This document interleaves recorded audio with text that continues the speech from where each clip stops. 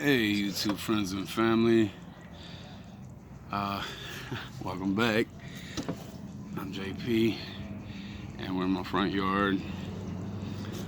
And I hope all the background noise isn't too distracting.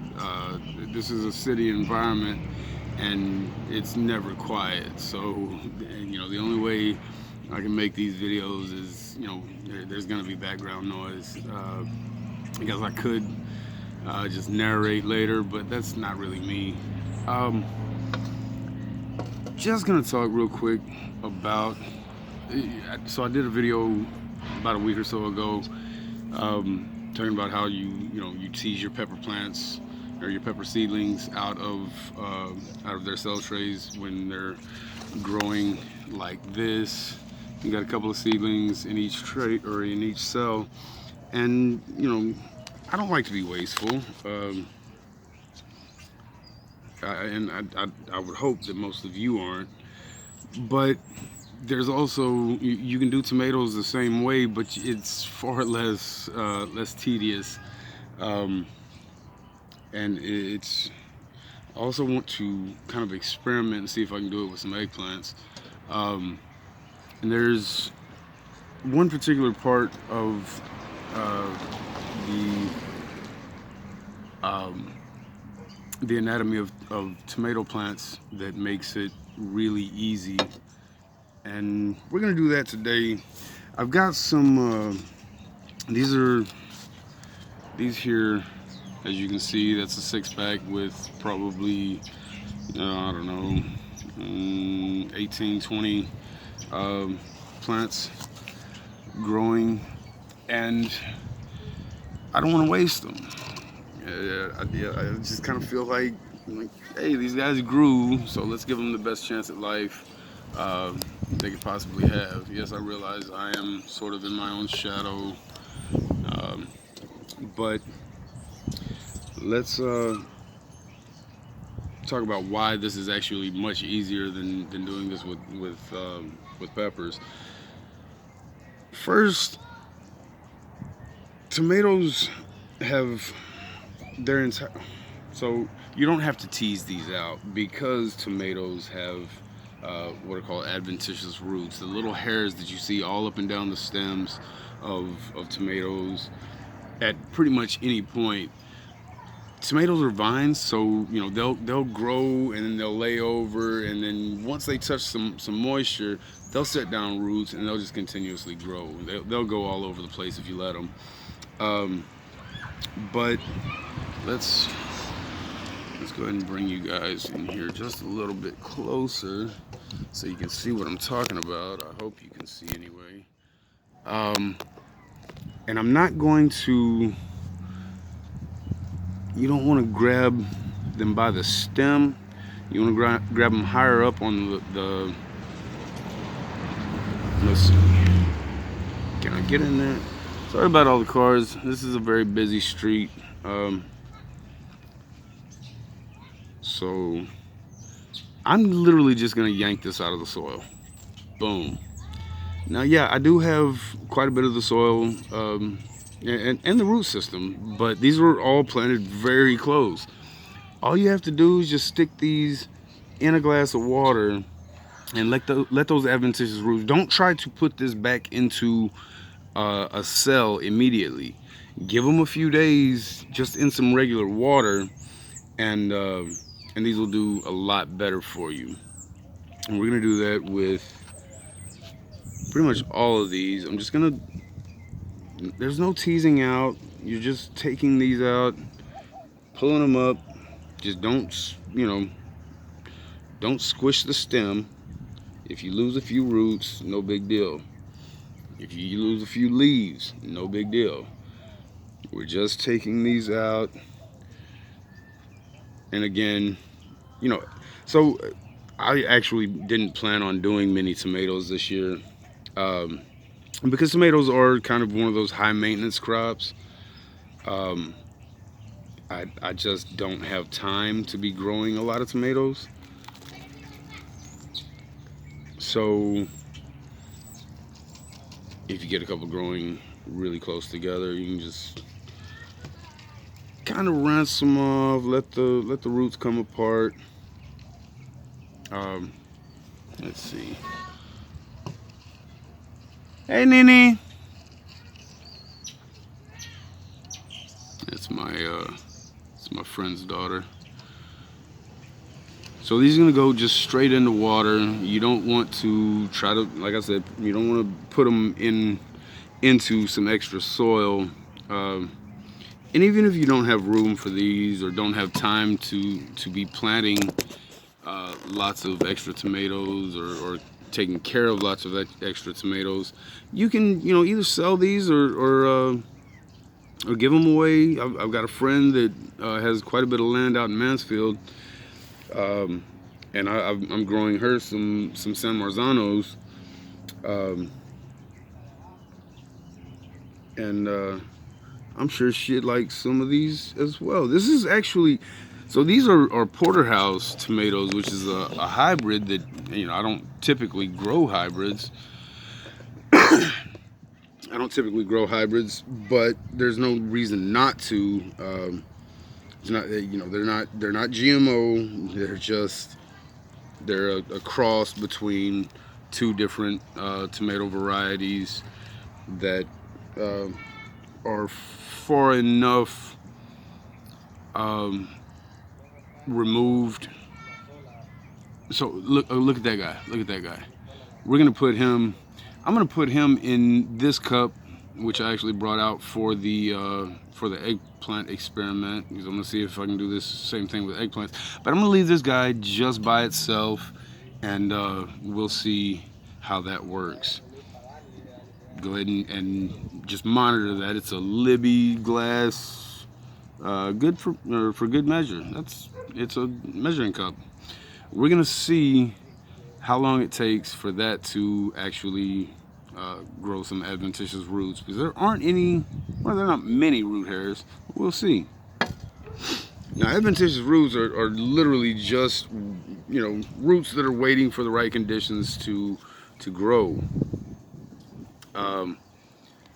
Meaning that if it's humid, I'm gonna put that one in with the little guy too, because, well, it's got really small roots, but we'll be able to tell the difference. But anyway, with tomatoes, even on here in North Texas, it's very humid, so that humidity will often grow. Imagine this being a full-grown tomato.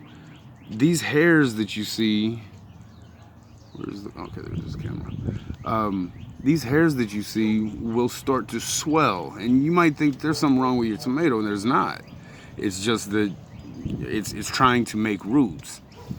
Keep that guy, maybe even bury it under some soil, or if it's on a sucker, then cut it off and stick it in some water, let it root, and you've got another plant ready for fall.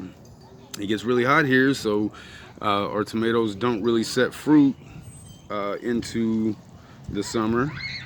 We'll put this guy in here with these, and now I've got one tomato per cell for this whole 6-pack, and that's gonna work out just fine, because now I've got probably 8 or 9 more that after 5 days I can stick these in soil, just like I'm gonna do with these. Now, these are starting to look a little bit chlorotic because they are just growing in water. There's not much nitrogen there, but they're starting to develop some of those adventitious roots. And these are actually ready to be potted up. So I'm only gonna do about 5 real quick. And this is not any kind of plug. I just saved these bottles because I make my own kombucha. Make sure if you're using, or if you're making your own kombucha, if you do a second ferment, you definitely want to keep an eye on it. Don't let it go too long on that second ferment. Maybe 3 days tops. I think I let these go about 5 or 6 days, and this tastes like really bad strawberry wine. But yeah, I'm thirsty, so I'm gonna go ahead and open this. Let's hope that it's not too yeah, okay. So that wasn't too carbonated. The lid wasn't on, but you can see the bubbles. Can you? Can you see the bubbles? So it is slightly carbonated. It just tastes like really awful. But supposedly the beneficial gut bacteria, flora, and all that stuff are present. So, well, bottoms up.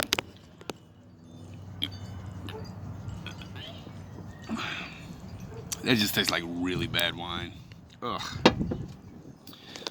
Anyway, I mean that gives Boone's Farm. That makes Boone's Farm just look like the greatest thing ever. So let me. You can see I've got a lot more seedlings that, you know, these are all peppers that need to be separated as well. This is a hot lemon that actually somebody sent me from. I don't know where they came from, but it was just you know, people will send you seeds, which I think I love being part of that community. But it you know, it's just that's pretty awesome. I think let's go ahead and try this with eggplants real quick. I've got these eggplants here. I think you guys can see that. And I'm gonna do a few of them. I'll do the others off camera later, and not. But we're definitely going to give these a shot. They don't necessarily have the same form of adventitious roots that tomatoes do, but there is some fuzz there, and I have noticed in years past that you will get some growth, some root growth up these stems. These are Black Beauties. They didn't do too well for me last year in containers, but I figured I'd give them one more shot. Also, I've got a friend that's been very very generous with me, so I figured she did message me and ask if I had some eggplants, and I didn't at the time, but because she asked, I went ahead and sowed them.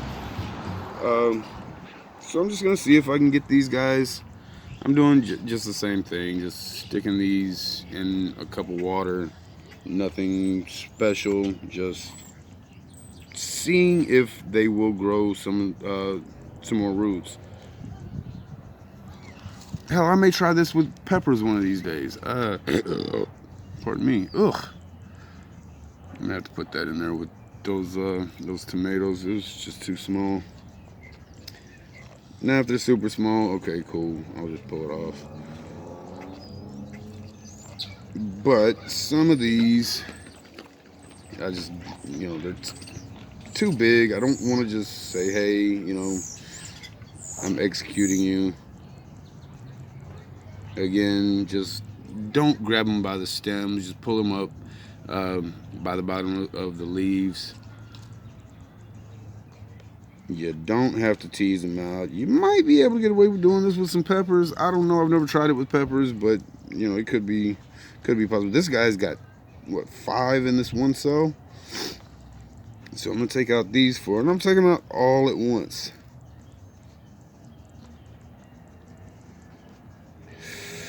Ooh, that's trying to pull the whole cell out. Okay. Yeah, I can hear the roots breaking. I'm sure all of these won't survive, but a few will, I'm sure. But I've definitely got to get these. I've got to get these thinned out because they won't grow to maturity very well in this method. You know, so let's keep these guys separated. That guy's going in with the tomatoes because, I mean, look, that's not much of a that's not much of a root system, but we're gonna see. He's just going in there with that one extra tomato, and there are a couple. I did put a couple of. I think there's a couple of tomatoes in there, just really marginal root systems, and you'll have to wait. You know, you'll have to follow for the next video to see how those are doing. But yeah, so now we're down to 1 seedling per cell, and I think that's going to work out really well. Now, that we've got all that out of the way, we're going to pot up these that I plucked out of the San Marzanos. As you can see, those have lots of adventitious roots, and even the main root system continued to grow. I'm only going to do 5 of these. I would do the entire six pack, but that cell is just split all the way down the side. And this is going to be pretty, just, you know, that's a root system that needs to be potted up. We're gonna make a decent sized hole, probably the size of a quarter. I hope you guys can see that, because I can't. I'm just gonna stick that in there lightly. So I don't want to break any of those roots, but I want the plant to stand erect. There we go. Now let's go ahead and do 4 more of these. That one's considerably smaller, but still will work. I'm gonna bury it deeper because, again, the adventitious roots are gonna do their job. They're gonna make more roots and grow a much stronger plant. Now, I know there are a lot of people that are, touting the adventitious roots. You want to do this every time you transplant. I don't know that this is something that I enjoy doing when I'm putting them in ground. I mean, I do. Those weren't gunshots. It was just a truck backfiring. Don't worry. Of course, gunshots aren't like unheard of here. It's like I kind of go to sleep to them every night. But gunshots and sirens. But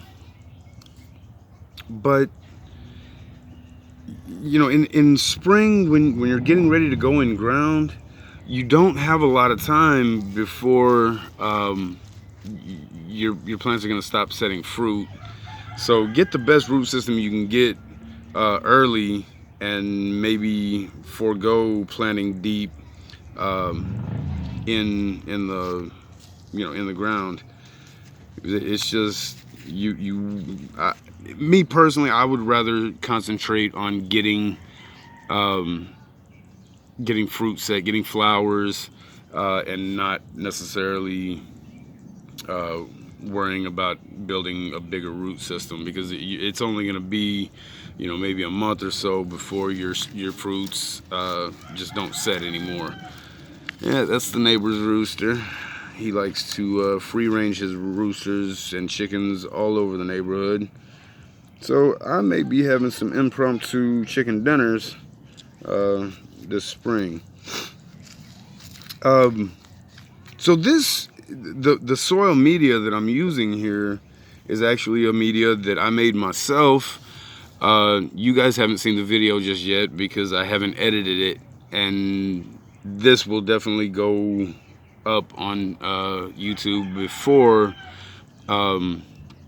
the soil or the potting soil video. That'll be coming soon. I also wanted to take a minute because of the simple fact that in the beginning of that video, I mentioned that I would talk about how I get my compost piles hot, and then ended up not talking about that at all. I just got sidetracked. I got distracted or whatever, and decided not to mention that. So I will go into that in another video. I need to get a weed eater out and get my my leaves kind of chopped up a little bit for that compost pile. But that'll be in another video, and it's gonna work out. Everything will be fine. And it's just, if you don't have a nitrogen source, which I have a problem sourcing sometimes, even though I have, and I know this is gonna sound dumb because I do have access to unlimited horse manure.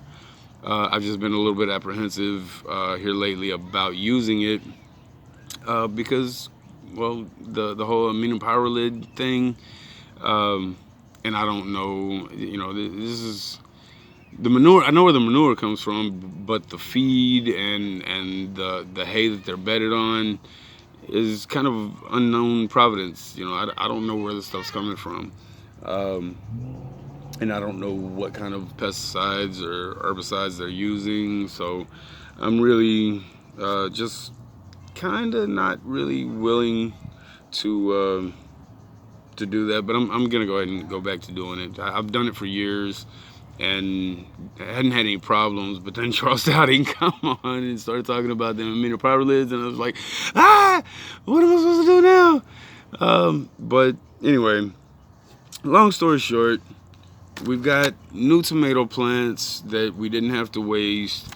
We've got eggplants that hopefully will do the same thing. These are all going to go inside under lights, and I don't want to leave them out in the actual sunlight because that's really too intense for these as they're trying to root. And I'll get the rest of these potted up. If you don't have space for them, you don't have to do this. You can eliminate them however you want to. But if you're like me and you don't like to waste seedlings, then do this. Grow them out. Save seeds. Seeds might get to be a little bit difficult to get to. Pretty soon. I'm not sure. I'm not a seed producer, but if this is something that you would like to do, this is really not a difficult method. Like I said, tomatoes, they're ready to grow roots. It's essentially like taking suckers. You can do that as well. You can end up with endless tomatoes from one plant if you do it right. You can give these to friends, family. You can sell them. At least in Texas, we don't have a problem with selling veggie starts. That's completely legal. Like I said, ornamentals, that's a completely different monster. But anyway, I'm about 22 minutes into the video, and I don't got too much more to say other than this stuff is really growing well. I'm happy with my peppers and my tomatoes.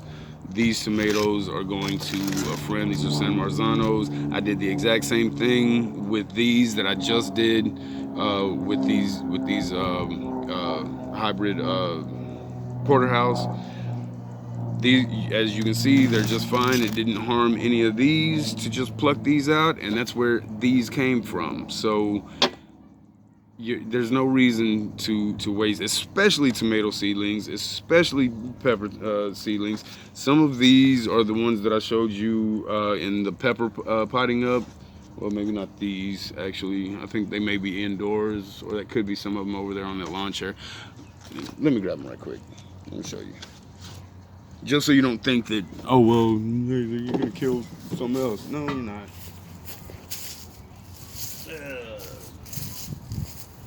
Nope, that ain't them. They're inside, but it's fine.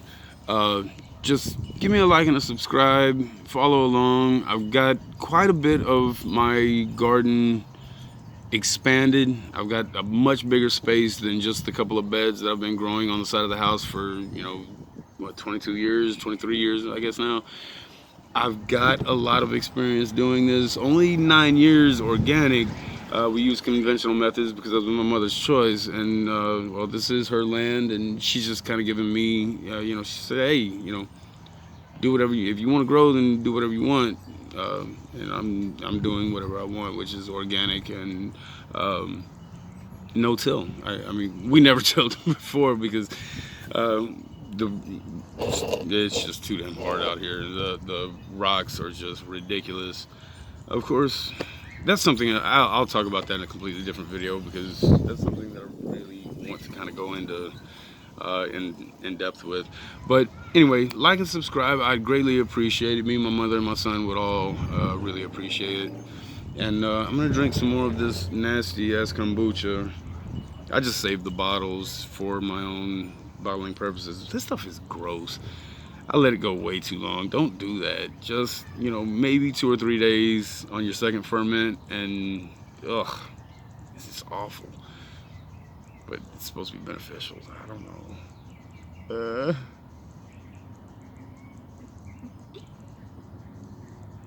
Ah, dear God. Oh, don't forget your ferments, guys. All right, take care and grow some, man.